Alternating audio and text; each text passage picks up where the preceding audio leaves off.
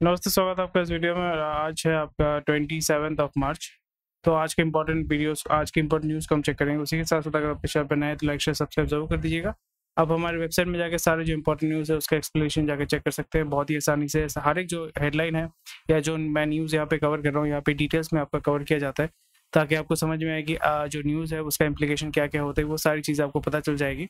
और यहाँ पे ऐसे देख पा रहे हैं इम्पैक्ट ऑन रिटेल इन्वेस्टर, सारा चीज़ है वो सिंपल भाषा में आपको समझाया जाता है। और यहाँ पे अगर आप हमारे वेबसाइट में जाते हैं तो 2 आपका मेंबरशिप है, जिसके माध्यम से आप विदाउट एनी डिस्टर्बेंस आप सारे आर्टिकल्स, सारे कंटेंट हमारे वेबसाइट में एक्सेस कर सकते हैं। Monthly access 10 rupees per day है और yearly access 5 rupees per day है। तो डिफरेंटली लिंक आपको डिस्क्रिप्शन में दिया हुआ है, वहाँ पे जाकर आप रजिस्टर करके सारा जो कंटेंट हमारे वेबसाइट में आपका एक्सेस कर सकते हैं। ना सिर्फ हम आपका न्यूज़ एनालाइज करते हैं, हम स्टॉक भी एनालाइज करते हैं, म्यूचुअल फंड भी एनालाइज करते हैं। These are all for education purposes. कोई भी यहाँ पे कोई सजेशन कुछ नहीं दिया जा रहा है। सो ये चीज़ें आपको ध्यान में रखना पड़ेगा ताकि आप सही डिसीजन ले सकें। रिसेंटली मैंने आपका वीडियो भी बनाया था जहाँ पे मैंने आपको बताया था कि किस तरीके से स्विंग ट्रेड के माध्यम से आप पैसा कमा सकते हैं। तो मैंने आपको ऑलरेडी इसमें बताया था, दिखाया था कि आपका जो LIC हाउसिंग फाइनेंस में मैंने पैसा डाला हुआ था, ये मेरा एंट्री पॉइंट था और एग्जिट पॉइंट यहाँ पे मैंने डाला हुआ। एग्जिट पॉइंट ऐसे ये टारगेट था कि हाँ 5% यहाँ पे करेंगे। तो यहाँ पे जो है आपको समझना पड़ेगा कि जब भी हम स्टॉक मार्केट में काम करते हैं, I am just giving an overview, आप यहाँ पे इसको स्किप कर सकते हैं, आगे जाके आप दूसरा जो न्यूज़ हेडलाइन है वो चेक कर सकते हैं। बट ये मैं आपको दिखाने की कोशिश कर रहा हूँ किस तरीके से स्विंग ट्रेड जो है वो मूव करता है और कैसे आपको थोड़ा सा फ्लेक्सिबल होना पड़ेगा ताकि आप यहाँ पे जो अपॉर्चुनिटी आपको मिल रहा है तो उसको आप कैप्चर कर सकते हैं। तो यहाँ पे मुझे क्या देखने को मिला दैट जो CDV यानी क्यूमुलेटिव डेल्टा वैल्यू जिसको हम बोलते हैं, तो वो बहुत नीचे की तरफ आ रहा है। यहाँ पे बायर सेलर के बीच में जो संघात है या बेसिकली आपका जो लड़ाई है वो आप देख पा रहे हैं कि बायर यहाँ पे हावी है, सेलर दबाने की कोशिश कर रहा है, बट यहाँ पे बायर जो है वो आपका डोमिनेंट है। बट इस सेक्शन में हम क्या देख रहे हैं कि यहाँ पे सेलर डोमिनेंट है, पर सेलर डोमिनेंट होने के बावजूद भी आप देखोगे यहाँ पे एक हल्का फुल्का जो है बायर कोशिश कर रहे हैं इसको रिकवर करने की। But there are certain issues जिसकी वजह से बायर्स जो है एक सर्टेन पॉइंट के बाद उसको पुश नहीं कर पा रहे हैं। तो यहाँ पे मैंने क्या किया था, इस पॉइंट में मैंने आपका लेवल चेक किया था।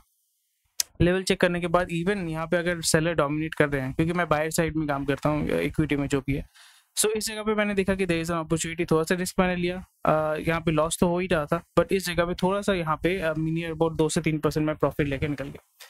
बिकॉज जो मैं यहाँ पे मूवमेंट देख रहा हूँ, यहाँ पे नियर अबाउट 2 से 3% मैंने यहाँ पे बीच में स्पाइक किया था। सो 2 से 3% मैंने ये प्रॉफिट करके मैं निकल गया। पार्शियली मैंने इसको सेल ऑफ करके फिर मैं अभी पूरा एग्जिट में कर चुका हूँ। सो मेरा क्यूमुलेटिव नियर अबाउट 2.5% मैंने यहाँ पे प्रॉफिट बुक किया with in 10 days. I think 10 days में मैंने इसको प्रॉफिट बुक किया। तो स्विंग ट्रेड में ये होता है कि आपका जो स्टॉक है, ऐसा नहीं कि पैसा डाल दिया भूल गया, ऐसा नहीं होता है। मार्केट अलग तरीके से रिएक्ट करता है, अलग तरीके से बिहेव करता है। हर एक जो स्टॉक है वो अलग तरीके से बिहेव करता है। और यहाँ पे इससे मैं बता रहा हूँ कि यहाँ पे अगर आप टेक्निकल चीज़ों को अगर ज़्यादा तवज्जो देते हैं, क्योंकि ये पूरा जो है टेक्निकल एनालिसिस है, तब आपको पता चलता है कि यहाँ पे थोड़ा सा ज़्यादा रिस्क है। यहाँ पे सेलर जो है वो ज़्यादा डोमिनेंट है। मेरे को यहाँ पे प्रॉफिट मिल रहा है 1.5-2% मिल रहा है, 2% मिल रहा है, एटलीस्ट पॉजिटिव में तो है। तो यहाँ पे अगर मोमेंटम नहीं है तो यहाँ पे कैश रख के कोई फायदा नहीं है। It's better to exit. So इसीलिए मैं यहाँ पे आपका टारगेट मैंने रखा था near about 5 to 6%, may be ये स्पाइक अप करेगा। ये ऑलरेडी देखिए ब्रीच कर चुका है, आपका ये ब्रीच कर चुका है, तो ऊपर की तरफ जाने के चांसेस बहुत ज्यादा है। But again I am not going to take that risk because I will be moving on to the next stock, क्योंकि यहाँ पे मोमेंटम जो है हर एक जो स्टॉक है उसका मोमेंटम होता है। यहाँ पे स्टॉक में मुझे मोमेंटम एज सच नहीं दिख रहा है, इसलिए मैं अभी इस स्टॉक में नहीं काम करूंगा। सो this is how I work and ये चीज आपको थोड़ा सा ध्यान में रखना पड़ेगा जब भी आप स्विंग ट्रेड कर रहे हैं। अगर आप शुरू कर रहे हैं तो यहाँ पे आपको हर एक स्टॉक का जो बोल सकते हैं कि बिहेवियर है, वो पैटर्न जो है वो आपको फिगर आउट करना पड़ेगा। नहीं तो क्या होगा, आप किसी दूसरे का जो है सजेशन देके पैसा डाल दोगे, पैसा आपका डूब जाएगा। सो this is very very important entry exit point, और उसको मॉडिफाई करना भी आपको ध्यान आना चाहिए। तो चलिए मूव करते हैं इंपॉर्टेंट न्यूज़ के ऊपर। तो हमें यहाँ पे क्या देखने को मिल रहा है, टाटा जो है, टाटा ग्रुप अभी बहुत सारे पब्लिक इश्यूज करना चाहते हैं। नेक्स्ट 2 से 3 साल के अंदर वो पब्लिक इशू करेंगे। बट हमें यहाँ पे क्या देखने को मिल रहा है कि IPO मार्केट में, ये IPO मार्केट में हमेशा ध्यान में रखना है कि कोई भी कंपनी जब IPO मार्केट में आता है या IPO डिक्लेयर करता है या IPO लॉन्च करता है, इसका मतलब ये नहीं कि वो कंपनी बहुत बढ़िया है, ऐसा कुछ नहीं है। आपको हमेशा समझना पड़ेगा कि IPO लॉन्च करने का मतलब क्या होता है, इनिशियल पब्लिक ऑफरिंग। तो यहाँ पे ऑब्जेक्टिव ये होता है कि हम अपनी कंपनी का ओनरशिप सेल करेंगे पब्लिक को और वहां से हम पैसा उठाएंगे। मेन ऑब्जेक्टिव होता है इक्विटी मार्केट में आने का मतलब ये होता है कि वो आपका पैसा उठाना चाहते हैं, इक्विटी को रेज करना चाहते हैं, प्लस जो एग्जिस्टिंग इन्वेस्टर्स होते हैं उनको आप एग्जिट देना चाहते हैं। तो यहाँ पे हम कैपिटल क्यों उठाना चाहते हैं, मे बी ये हो सकता है कि हम एक्सपैंड करना चाहते हैं कंपनी को, हमारा जो डेट है उसको रिड्यूस करना चाहते हैं, या हमें पैसा चाहिए और पब्लिक मार्केट में जो है हम पैसा रिकवर कर सकते हैं। तो इस जगह पे ऑलरेडी आपने देखा कि टाटा ने बिलियन डॉलर जो है आपका टाटा एयरलाइंस में डाला हुआ है, यानी एयर इंडिया में डाला हुआ है। उसी के साथ साथ वो डिजिटल जो प्लेटफॉर्म है, डिजिटाइजेशन, या बोल सकते हो कि अपना खुद का जो vertical integration, backward and forward integration कर रहे हैं इलेक्ट्रॉनिक सेगमेंट में, वो सारे सेगमेंट में ये लोग बहुत तगड़ा लेवल का इन्वेस्टमेंट कर रहे हैं, नियर अबाउट $10 बिलियन। रिसेंटली आपने देखा था आईपीएल में बहुत ज़्यादा पैसा ये डाल रहे हैं, ब्रांडिंग पे बहुत ज़्यादा फोकस कर रहे हैं। तो हमें ये समझना पड़ेगा, ब्रांडिंग पे जब भी आप बहुत ज़्यादा फोकस करते हैं, ब्रांडिंग पे बहुत ज़्यादा इन्वेस्ट करते हैं, इसका मतलब ये है कि आप जो पब्लिक है उसके सामने अपना इमेज जो है उसको सुधारना चाहते हैं, पब्लिक तक पहुंचना चाहते हैं, अवेयरनेस क्रिएट करना चाहते हैं। तो जब भी आप अवेयरनेस क्रिएट करते हैं तो फिर एक माइंड में आपका एक छाप बैठ जाता है, तो वो आपको लेटर ऑन हेल्प करता है आपके प्रोडक्ट या सर्विसेज को सेल करने के लिए। और यहाँ पे टाटा ग्रुप नॉट ओनली आपको ये अपना प्रोडक्ट या सर्विस सेल कर रहे हैं, बट आपको अपने शेयर भी जो है वो सेल कर रहे हैं। टिपिकली क्या होता है, हमारे दिमाग में ये एक छवि छप गई है कि टाटा जो कंपनी है बहुत अच्छा कंपनी है, बहुत ही क्या बोलूं, सोशल रिस्पॉन्सिबल कंपनी है, बहुत लोगों का अच्छा करती है, भला करती है। This is all a part of media management and image management. PR आपको ध्यान में रखना पड़ेगा, image management is a very important thing. आप अंदर में क्या हो नहीं वो मैटर नहीं करता, बट आपका जो पब्लिक इमेज है वो बहुत साफ सुथरा होना चाहिए। सो यहाँ पे आपको क्या देखने को मिलेगा, over a period of time they will be launching N lot of IPO, क्योंकि यहाँ पे रिसेंटली जैसे आपने देखा है कि बहुत ज्यादा जो है ये डेट के माध्यम से इसको एक्सपेंशन कर रहे हैं, और यहाँ पे डेट के माध्यम से जब आप उसको पे बैक करना पड़ता है, you need that money back. तो पैसा आप कहाँ से उठाओगे? पैसा आप आइदर आप अपना जो रेवेन्यू है वो ग्रोथ करते हैं, वहां से प्रॉफिट से आप पे बैक करते हैं, या फिर आप आईपीओ में आके पब्लिक मार्केट को एक्सेस कर सकते हैं, वहाँ पे इक्विटी आप रेज कर सकते हैं। और जो इनिशियल इन्वेस्टर्स हैं यहाँ, यानी आपको जिसने आपको पैसा दिया हुआ है, या मे बी प्राइवेट इक्विटी ने पैसा डाला हुआ है, रिसेंट अभी मैं बात करूंगा मैनकाइंड फार्मा ने आपका क्राइस समथिंग ऐसा कुछ जो है, प्राइवेट इक्विटी ने आपका मैनकाइंड फार्मा में जो पैसा डाला हुआ था वो एग्जिट कर चुका है। तो this is how it works, this is how the whole finance market works. तो बेसिक कॉन्सेप्ट जो है वो मोरलेस सेम ही होता है, और उसके बारे में हम जो है डिटेल्स में बात करेंगे। सो रिसेंटली आपका 2-3 साल के अंदर आप देखोगे टाटा ग्रुप के बहुत सारे आईपीओ आने वाले हैं, और अंबानी ग्रुप के भी बहुत सारे आईपीओ आने वाले हैं। अडानी ग्रुप का तो मोटा मोटी सब कुछ जो है वो आईपीओ में ही है, यानी आपका पब्लिक मार्केट में ऑलरेडी अवेलेबल है।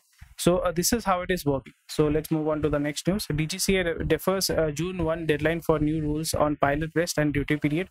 तो इसके बारे में आपका डेफिनेटली कुछ बातचीत हो रहा था कि यहाँ पे DGCA ने एक नया रूल निकाला था कि किस तरीके से पायलट जो है काम करेंगे, किस तरीके से उनको रेस्ट दिया जाएगा, कैसा उनका ड्यूटी पीरियड होगा। और यहाँ पे जब भी कुछ चेंजेस करते हैं तो उसमें दिक्कत ही हो जाती है कि जो कंपनी है वो हर एक चीज को, यानी आप जो पायलट होता है, पायलट कितने घंटे काम करेगा उसके बेसिस पे उसको मतलब जो सैलरी होता है, सैलरी के साथ साथ उसका मेन जो एफिशिएंसी होता है वो किसके ऊपर डिपेंड करता है, वो उसके ऊपर डिपेंड करता है कि वो कितने घंटे जो है फ्लाइट को ऑपरेट कर रहा है, कितने घंटे वो फ्लाइट को उड़ा रहा है, ठीक है, उसी के बेसिस पे। और आप हमेशा ये चाहते हो कि क्योंकि इंडिया में एयरलाइन का जो वॉल्यूम है, यानी एयरलाइंस का जो डिमांड है वो स्लोली एंड ग्रेजुअली बहुत ज़्यादा बढ़ चुका है। इवन तो आपका एयरलाइन का जो टिकट का जो दाम है वो बहुत ज़्यादा बढ़ा हुआ है, वो कम नहीं हुआ है, उसके बावजूद भी लोग जो है एयर ट्रैवल को ज़्यादा प्रेफर कर रहे हैं, बिकॉज रेल ट्रैवल्स जो मिडिल क्लास है या अपर मिडिल क्लास है, या जो एस्पिरेशनल क्लास, तो ऑलरेडी जो एस्पिरेशनल क्लास है, जो मिडिल क्लास है, वो अभी रेलवे को छोड़ के अभी फ्लाइट के माध्यम से ट्रैवल कर रहा है, और वहाँ पे उसका टाइम और एफर्ट सब कुछ वो सेव कर पा रहे हैं।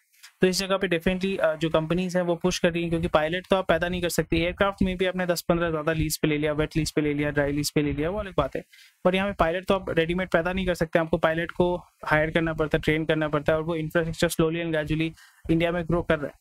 इंडिया में अगर आप एयरलाइन पायलट बनना चाहते हैं तो उसका ज़्यादातर जो ट्रेनिंग होता है वो आपका बाहर से करते हैं लोग। तो बहुत सारे लोगों को मैं जानता हूँ जो बाहर से आपका ट्रेनिंग लेके आए हैं, यानी टिपिकली आपका यूएस में वो ट्रेनिंग लेते हैं, नियर अबाउट 1.5 से 2 करोड़ रुपए खर्चा होता है जो एयर पायलट का जो ट्रेनिंग होता है। उसके बाद उनको जब लाइसेंस मिलता है, लाइसेंस होने के बाद फर्स्ट कैप्टन या सेकंड के, जैसे शिप का जैसे कैप्टन होता है, उसी तरीके से पायलट में भी जो है ग्रेड्स होते हैं। आई am not sure about details, उतना मुझे पता नहीं है। तो उसमें क्या होता है, आपका जो फ्लाइट आवर्स है वो बहुत ज़्यादा काउंट करता है, वो आपके एक्सपीरियंस को दर्शाता है। तो इनिशियली वो क्या करते हैं, वो आपका कमर्शियल में काम करते हैं, यानी आपका जो कार्गो है, कार्गो शिप या कार्गो एयरलाइन में काम करते हैं, एयरक्राफ्ट को उड़ाते हैं। उसके बाद आस्ते आस्ते जब एक मैच्योरिटी हो जाती है, टेस्ट को कर लेते हैं, टेस्ट पास करते हैं, उसके बाद वो पैसेंजर जो एयरक्राफ्ट है या एयरलाइंस में काम करना शुरू करते हैं। This is how it works. So इस जगह पे जो नया सिस्टम है उसको यहाँ पे डीजीसीए ने बोला है कि भाई हम इसको डेफर कर रहे हैं, कोई डेडलाइन वेडलाइन कुछ नहीं है, अभी जैसा है वैसे ही चलने दीजिए, नहीं तो क्या होगा कि अपकमिंग सीजन में इसके वजह से कंपनीज को ज़्यादा लॉस होगा, फ्लाइट्स बहुत सारे कैंसिल हो सकते हैं। रिसेंटली हमने देखा था आपका दिल्ली में बहुत सारे फ्लाइट्स ये सब कैंसिल हो रहे हैं, तो इसकी वजह से बहुत सारे इकोनॉमिक एक्टिविटी जो है वो हैम्पर होता है एंड बहुत सारा लॉस होता है। तो इस जगह पे definitely DGCA has considered and slowly and gradually वो कुछ पायलट टेस्टिंग के माध्यम से definitely they will be looking forward to implement the whole thing. अचानक से अगर आप इम्प्लीमेंट करते हैं तो पूरा जो सिस्टम है वो डिस्टर्ब हो जाता है। वो पायलट प्रोजेक्ट यानी छोटा छोटा प्रोजेक्ट करके आप उसको स्लोली ग्रेजुअली अगर फेज में इम्प्लीमेंट करते हैं तो फिर वो काम करने में, अडाप्ट करने में बहुत आसानी हो जाती है। वो कंपनीज भी डेफिनेटली कंप्लाई करने में कोई उसमें दिक्कत नहीं होगी। और एक चीज हमें क्या देखने को मिले, fintech is making global payments its business. So अभी फिनटेक अगर हम देखें जितने भी पेमेंट गेटवे हैं या पेमेंट एग्रीगेटर हैं, ये सारे कंपनीज अभी स्ट्रगल कर रहे हैं मार्केट शेयर के साथ, किस तरीके से पैसा बनाएंगे। पेटीएम का जो कांड हुआ वो एक बहुत बड़ा हादसा बोल सकते हो कि फिनटेक सेगमेंट में है। और अभी जितने भी सारे कंपनीज हैं उन्होंने देखा कि यूपीआई के माध्यम से उतना ज़्यादा पैसा हम नहीं कमा पा रहे, पेमेंट गेटवे के माध्यम से पैसा कमा सकते हैं, ईएमआई के माध्यम से पैसा कमा सकते हैं, इंस्टेंट पे यानी पे नाउ बाय नाउ पे लेटर बीएनपीएल वाला कॉन्सेप्ट भी आपका आस्ते आस्ते ग्रो कर रहा है इंडिया में। बट यहाँ पे जो फॉरेक्स का जो एक्सचेंज होता है यानी बाहर से जो इंडिया में पैसा आता है, उसके लिए जो पेमेंट गेटवे वो अभी भी पेपैल है, आपका वाइस है, यानी आपका वेस्टर्न यूनियन है, ये सारे कंपनीज काम करें। बट यहाँ पे Indian companies are moving towards it क्योंकि उनके पास ऑलरेडी इंफ्रास्ट्रक्चर है, यूजर बेस है। तो अगर वो इंटीग्रेट कर पाते हैं, रेजर पे अगर इंटीग्रेट कर पाता है, वाइस जैसा अगर कर पाते हैं, पेपैल जैसा अगर कर पाते हैं, तो it will be a very big benchmark. और यहाँ पे ये सारे कंपनीज को टेक्नोलॉजी तो ऑलरेडी उनके पास है, लाइसेंस भी उनको बहुत ही आसानी से मिल भी जाएंगे, बट वो इम्प्लीमेंटेशन एंड अडेप्टेशन यानी बाहर वाला जो घोड़ा आदमी यानी बाहर देश से जो इंडिया में पैसा भेजेगा या पे करेगा, वो क्यों रेजर पे के माध्यम से पे करेगा, क्योंकि उसको ब्रांड के बारे में पता नहीं। पेपैल के बारे में लोगों को पता है, वाइस के बारे में लोगों को पता है। सो यहाँ पे they have to build a technology and also they have to promote and market it, so to create awareness among the global market. और उस जगह पे they can become an alternative to PayPal and vice. So definitely there will be a very big market and slowly and gradually वो direct US UK में तो नहीं जाएंगे, I am pretty much sure. तो वो क्या करेंगे, जीसीसी में फोकस करेंगे। जीसीसी से बहुत ज़्यादा पैसा आता है। स्लोली एंड ग्रेजुअली जो इंडियन डायस्पोरा है उनको ये प्रोवाइड करेंगे कि आप जो है इंडिया में पेमेंट कर सकते हैं पेमेंट गेटवे के माध्यम से। There will be something, I am pretty much sure they will be focusing on certain things and उस तरीके से वो जो है इस मार्केट में जो है ग्रोथ लाने वाले हैं। एंड लेटर ऑन आईसीआईसीआई या एचडीएफसी जो बड़े बड़े बैंक से they are going to adopt that technology into their own ecosystem. Kalyani family में आपकी झगड़ा हो रहा है तो इसलिए आपका जो होता है कि प्रमोटर फैमिली में जब भी झगड़ा होता है तो फिर स्टॉक का जो सेंटीमेंट है वो गिरता है।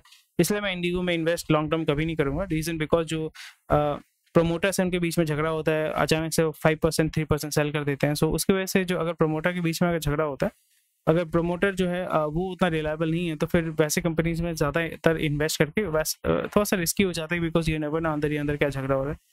जब भी आप पब्लिकली लिस्टेड कंपनीज में इन्वेस्ट करते हैं तो आप क्या देखते हैं कि भाई प्रमोटर अच्छा है, कंपनी को सही तरीके से चला रहा है, विजन है, मिशन है।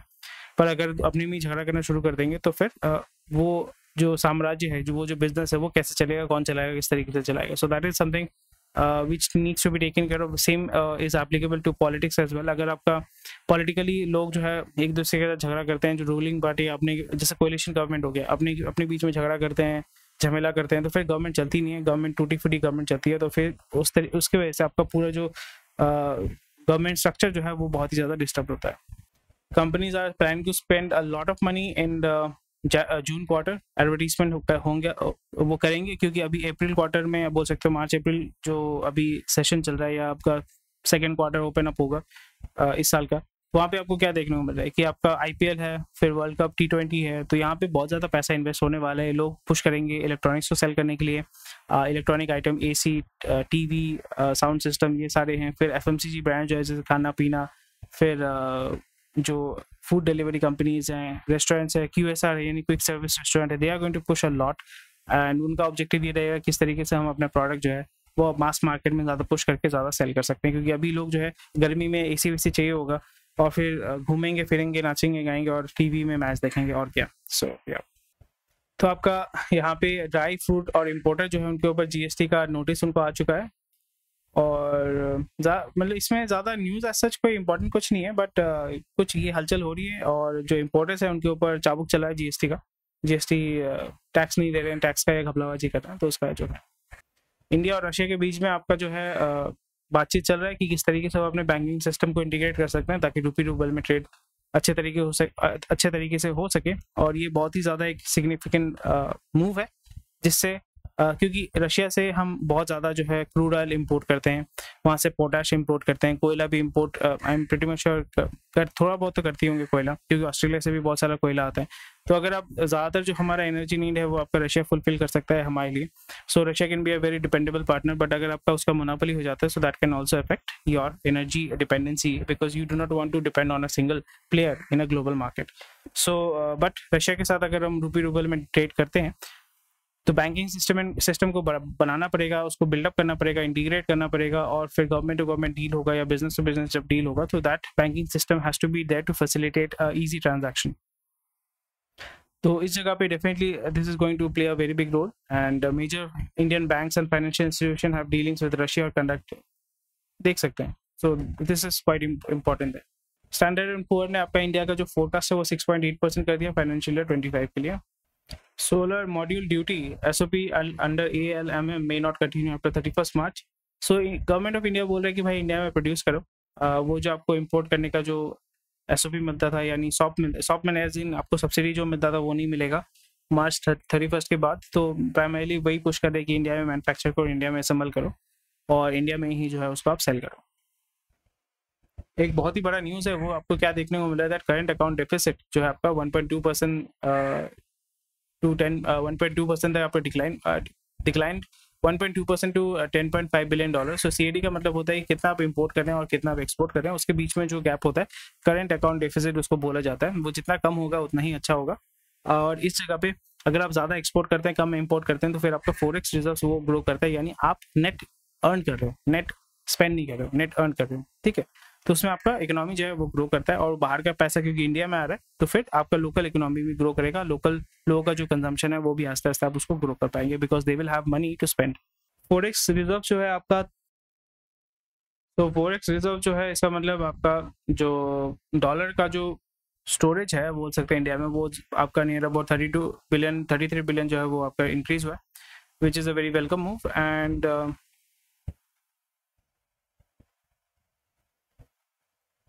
तो जैसे आपका वोलेटिलिटी होता है ना, डॉलर आपका it is becoming very very expensive, और रुपी जो है वीकन हो रहा है।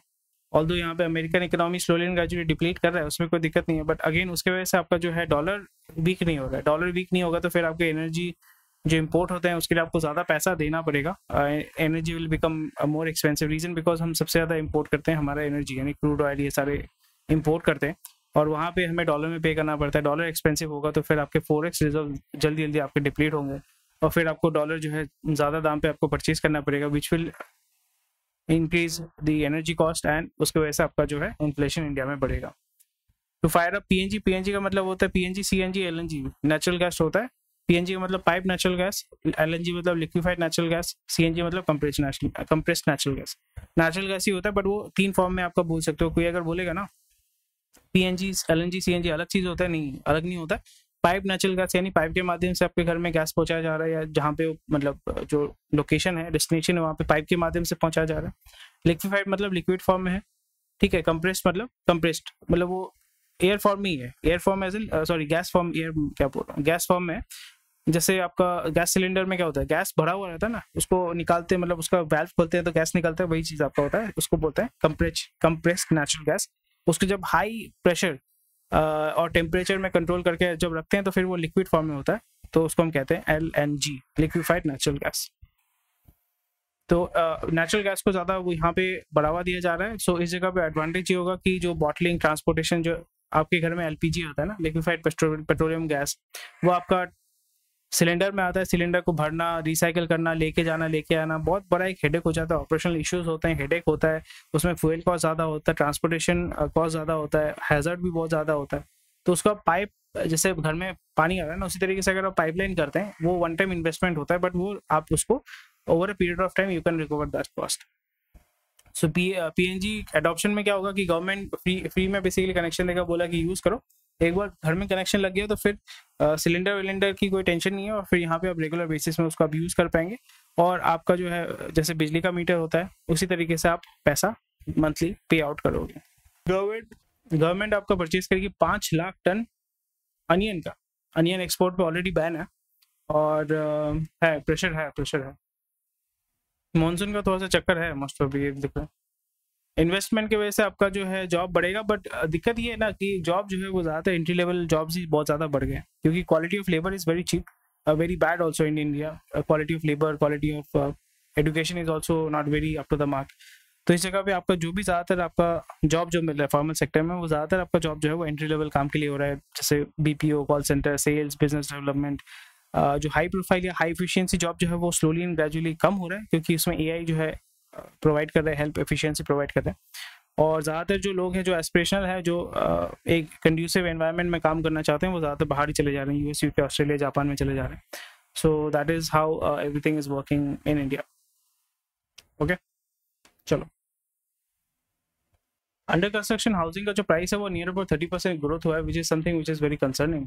Reason because under construction already उसमें लोग जो है ज़्यादा पैसा नहीं लगाते, क्योंकि बहुत ज़्यादा रिस्की होता है, फेलियर के चांसेस हो जाते हैं। और अंडर कंस्ट्रक्शन प्रोजेक्ट जो है वो बहुत बार आपका प्रोजेक्ट कॉस्ट ओवररन होने की वजह से डिले होता है, और फिर वो बाद में NCLT में जाता है। तो कोई भी बंदा जो पैसा लगाता है ना, जो थोड़ा सा अवेयर है, वो कभी भी आपका अंडर कंस्ट्रक्शन जो प्रोजेक्ट होता है वहाँ पे पैसा नहीं लगाते। टिपिकली ज़्यादातर लोग उसमें पैसा नहीं लगाते हैं, क्योंकि वो कंप्लीशन का कोई गारंटी नहीं होता है। जब देखते हैं कि फर्स्ट फेज कंप्लीट हो गया, तब वहाँ पे पैसा लगाते हैं। जो रेडीमेड फ्लैट है, नियर अबाउट 80% डन है, वहाँ पे खुद को काम करके एंटर करना पड़ेगा, तो उसमें ज़्यादातर लोग जो है वो ज़्यादा प्रेफर करते हैं। पर यहाँ पे अगर हम देखते हैं 30% अगर जनवरी मार्च में इंक्रीज होता है, so that shows that prohibitive, मतलब slowly and gradually real estate is becoming prohibitive for a lot of people. और इसकी वजह से अगर 30% अगर ग्रोथ होता है, जो रियल्टी कंपनी है, रियल्टर हैं, रियल एस्टेट कंपनी, उनके तो बल्ले बल्ले हैं, बट जो बंदा जो खरीदेगा ना, 30% अगर दाम बढ़ गया है, तो फिर तो मतलब लॉस ही लॉस है। ऑलरेडी जो मार्केट में जो हालत चल रहा है, almost every property in India is over priced, almost every property in India is over priced, and लोग खरीद भी रहे हैं, मिल भी रहा है, क्योंकि लोन इजीली मिल रहा है, कि लोग खरीद भी रहे हैं। सो चल रहा है भाई, चल रहा है, सब चल रहा है, अपने देश में सब चलता है। अडानी जो गोपालपुर का जो पोर्ट है उड़ीसा वाला, तो वो उन्होंने आई थिंक किसी एक कंपनी से परचेज किया है, forgot the name of the company. उनका जो है हीरानंदानी, नॉट हीरानंदानी, जो है ना अपने I forgot the name, Tata के साथ जो शपुरजी पलंजी, हाँ शपुरजी पलंजी से इन्होंने परचेज किया हुआ है। और 3,500 ही तो बहुत महीने पहले था, आई थिंक उनको उन्होंने कंप्लीट कर लिया है इसका परचेज करना। तो गोपालपुर में ऑलरेडी अडानी जो है, इट इज डोमिनेंट। जो मुंद्रा पोर्ट है, वही इनका बोल सकते हो कि कैश काउ है। मुंद्रा पोर्ट बहुत अच्छे से वहाँ से पैसा उठाते हैं। तो अभी अगर उनका डोमिनेशन अभी वेस्ट में है, तो अब हाँ डोमिनेशन वेस्ट में है, तो ईस्ट में आना चाहते हैं। तो ईस्ट में बंगाल में तो पैसा डालेंगे। ताजपुर पोर्ट का बात चल रहा था, पता नहीं कहाँ पे क्या है। तो अभी दूसरा कौन सा जगह है, उड़ीसा। उड़ीसा में आपका बहुत सारा टर्मिनल अगर आप तैयार करते हो, बेसिकली उड़ीसा में आप एक्सपोर्ट भी कर सकते हो रॉ मटेरियल, माइंस, मिनरल जो है, माइंस आसपास में ही है, या आप वहाँ पे इंपोर्ट कर सकते हैं। सो पैरादीप है उड़ीसा में, आपका गोपालपुर का पोर्ट है। So definitely it is going to help them. और ज़्यादा न्यूज़ तो है नहीं। विप्रो जी जो है आपका $1 बिलियन वो इन्वेस्ट करेंगे manufacturing and R&D। So India में basically Wipro will be the local partner, GE will be the global partner. वो टेक्नोलॉजी लेके आएगा, इंडिया में असेंबली होगी, और फिर वो सेल करेंगे। और हेल्थ केयर में जैसे ऑलरेडी मैंने बताया है कि testing, diagnostic, hospitalisation, medicine, pharma, बहुत अच्छा ग्रोथ है। बहुत ही अनहेल्दी हमारा जो पॉपुलेशन है वो बहुत ज़्यादा अनहेल्दी है। खाना पीना भी मतलब बहुत ही मिलावटी वाला खाना हम लोग खाते हैं, उसमें भी पेस्टिसाइड भरा भरा केमिकल खा रहे हैं, कंज्यूम कर रहे हैं, फास्ट फूड बहुत ज़्यादा खा रहे हैं, ज़्यादा ऑयल खा रहे हैं। तो हेल्थ के ऊपर ज़्यादा कॉन्शियस हम लोग है नहीं उतना। तो एजिंग पॉपुलेशन, क्योंकि आस्ते आस्ते वो ageing population once it hits 40, average population of India once it hits 40, near about 10-15 साल में हो जाएगा। फिर वहाँ पे आप देखोगे India will have a epidemic, जैसे कोविड हुआ था उसी तरीके से एपिडेमिक आपको देखने को मिलेगा। It will be silent epidemic. One will be diabetes, BP, cancer, ठीक है। ये सारे जो है एपिडेमिक इंडिया में आस्ते आस्ते आने वाले हैं। और इस जगह पे कौन मार्केट को पकड़ेगा? Definitely diagnostics, it plays a very big role. And AI के माध्यम से डायग्नोसिस में बहुत ज़्यादा हेल्प होगा। फिर आपका हॉस्पिटल जो है उसमें आपको बहुत ज़्यादा इन्वेस्ट करना पड़ेगा। So there will be a lot of requirement. और जो भी आपका मिडिल क्लास है, या जो आपका मतलब अफोर्ड कर सकता है, सबके पास अभी इंश्योरेंस है, वो ज़्यादातर लोग, मतलब कोई भी आपका गवर्नमेंट हॉस्पिटल में नहीं जाना चाहता है। तो प्राइवेट का रिक्वायरमेंट या उसका डिमांड बढ़ेगा। तो जब भी डिमांड बढ़ेगा तो बेड फुल हो जाएगा। तो फिर वहाँ पे जाके आप मतलब बैंक, हॉस्पिटल सेक्टर में जो भी बंदा रहेगा, इंश्योरेंस में जो भी बंदा रहेगा, उसके सारे मतलब चारों हाथ जो है, चारों उंगली या पांचों उंगली जो है आपके घी में होंगी। So that's about it for today. Thank you for watching this video. कोई भी क्वेश्चन क्वेरी कमेंट सेक्शन में मुझे बता सकते हैं। और हमारे वेबसाइट में जाके आप सारा जो अपडेट्स है बहुत ही आसानी से पा सकते हैं। एंड डेफिनेटली हमारे वेबसाइट में जाइए और सारा जो है फ़ायदा उठाइए, रजिस्टर करिए और सारा जो कंटेंट है हमारे वेबसाइट में बहुत ही आसानी से आप एक्सेस कर सकते हैं। जैसे आप देख पा रहे हैं 10 rupees per day monthly access है, 5 rupees per day yearly access है। तो thank you for watching this video. Link आपके डिस्क्रिप्शन में दिया हो रहेगा। व्हाट्सएप चैनल और टेलीग्राम चैनल को ज्वाइन कीजिए। ठीक है, बाय बाय, जय हिंद।